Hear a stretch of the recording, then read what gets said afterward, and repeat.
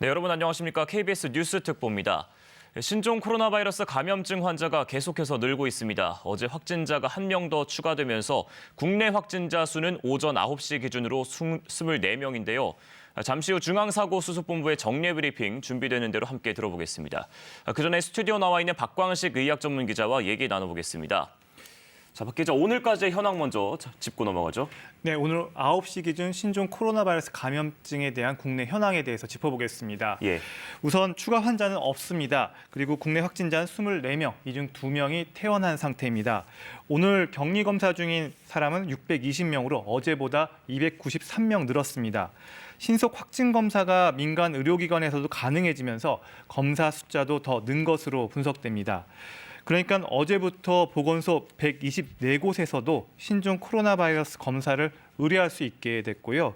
검사 대상도 확대해서 의사의 소견에 따라 신종 코로나 바이러스 감염증이 의심되면 검사를 받을 수 있어 앞으로 검사량은 많아질 것으로 예상됩니다. 방역당국은 22명의 환자 상태에 대해서도 전반적으로 안정적인 상태라고 밝혔습니다. 서울대병원 측은 입원 중인 1명은 곧 퇴원할 수 있다고 의견을 또 밝힌 상태입니다.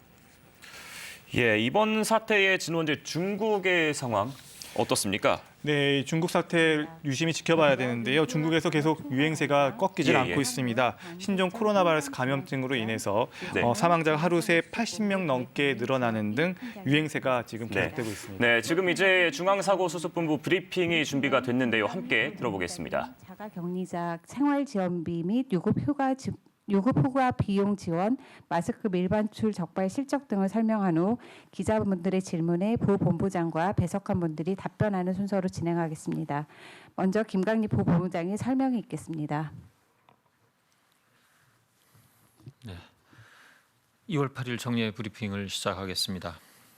오늘 아침 중앙사고수습본부 회의는 시도 보건당국과 지역 방역 체계에 대한 집중적인 논의를 진행하고 있습니다. 현재까지 확진자 대부분은 방역망 체계 내에서 발견되거나 발생되어 적극적인 관리를 통해 지역사회로의 확산을 차단하고 있으나 접촉자들에 대한 격리관리 그리고 소독 등 지역 방역 업무가 증가하고 있습니다. 이를 감당하기 위해서 지역 보건소의 방역 인력을 대폭 확충하는 대신 진료 기능과 같은 다른 기능들을 줄이고 있으며 일반 행정 인력도 지역 방역 업무에 투입하는 등 지역 방역 체계를 적극적으로 강화하기로 논의가 되고 있습니다. 중수부는 지자체와 견고한 협력 체계를 구축하고 신종 코로나 바이러스 감염증에 힘을 합쳐 대응하고 있으며 향후에도 지속적으로 지자체 협력을 강화해 나갈 것입니다. 어제부터 진단검사 기관과 검사 대상이 확대되었습니다.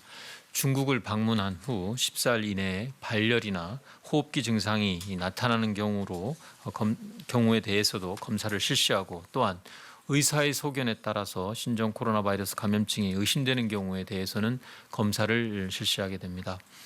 어제 첫날 검사 건수는 종전에 비해 약 3배 정도 증가하였고 현재 진행 중인 검사 건수가 많아서 정확한 집계는 어려운 상황입니다만 아마 월요일부터는 이것을 검사 집계 시스템을 구축해서 가동되기 때문에 보다 정확한 집계를 신속하게 할 수 있을 것으로 기대하고 있습니다.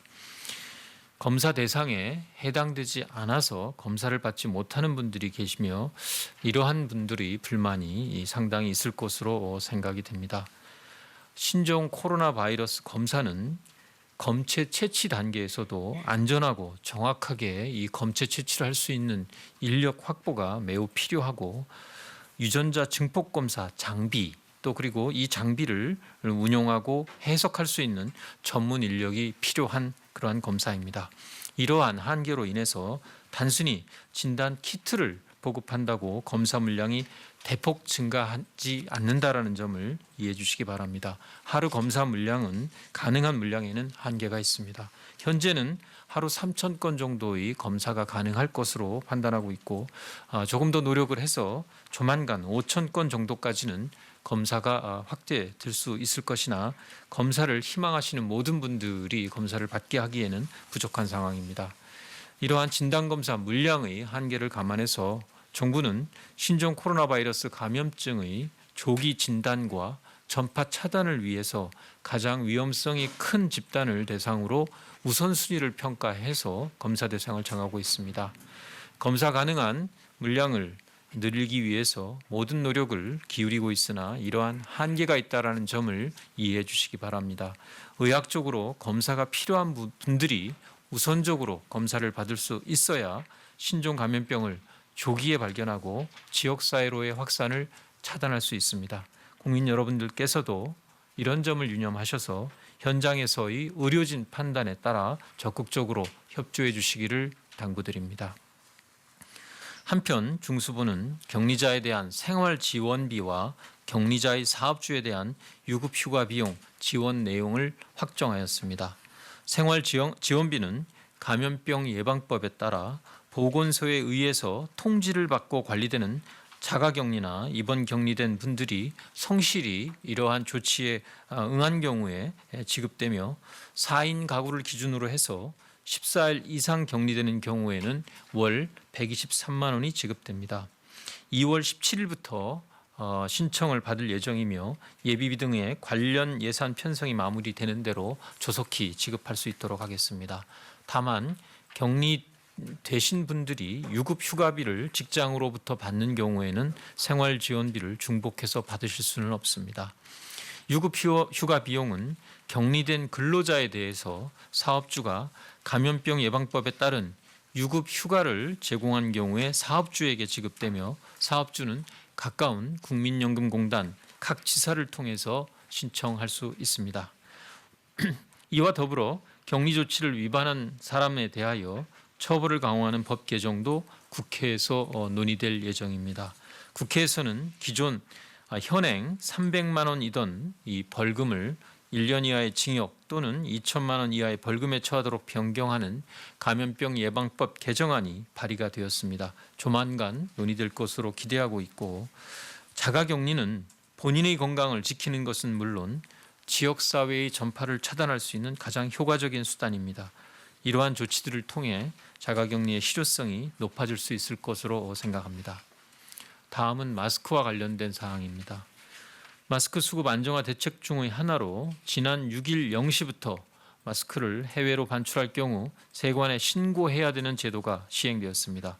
특히 보따리상이나 특송, 우편 등에 의한 대량 반출을 방지하기 위하여 세관에서는 과다한 반출을 보류하거나 신고 없이 또는 허위 신고로 밀반출하는 것을 조사하고 있습니다.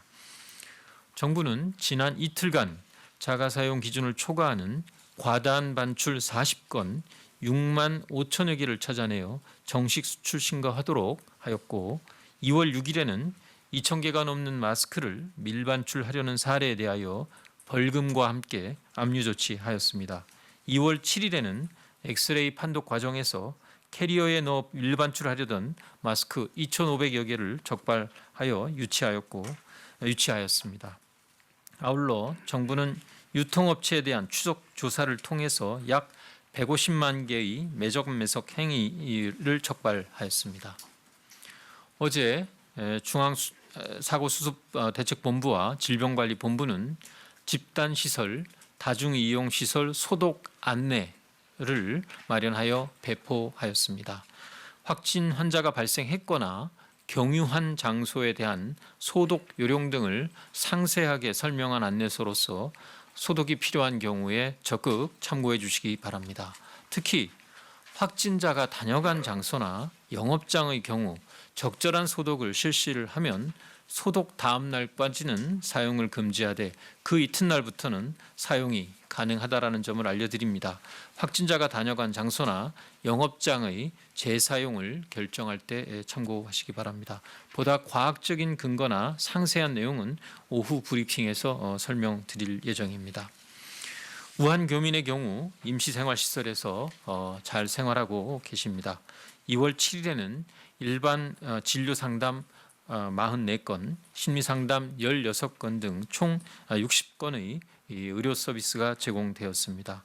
의료진과 역학조사관의 판단하에 5건의 검체를 채취하여 진단검사를 의뢰하였으나 모두 음성으로 판정되었습니다.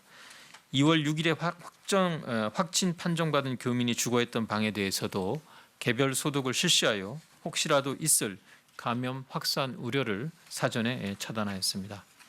정부는 신종 코로나 바이러스 감염증의 국내 유입과 지역 사회로의 확산을 막기 위하여 모든 노력을 다하고 있으며 국민 여러분들도 적극 협조해 주실 것을 다시 한번 당부드립니다. 손 씻기, 옷소매로 가리고 기침하기 등의 감염증 예방 수칙을 준수하고 의료기관 내 병문안 등 불필요한 병원 방문을 최소화하고 혹시 역학조사나 자가격리 요청 등 방역상의 조치를 요구받았을 때는 최대한 협력하여 주실 것을 부탁드립니다. 이상으로 브리핑을 마치겠습니다. 감사합니다. 네, 지금부터 질의응답 시간을 가지겠습니다. 배석하신 분들. 네, 중앙사고수습본부의 정례 브리핑 함께 하셨습니다. 이어져서 계속해서 들어오는 소식은 12시 정규 뉴스 통해서 관련 소식 자세하게 전해드리겠습니다. 뉴스 특보를 마칩니다. 고맙습니다.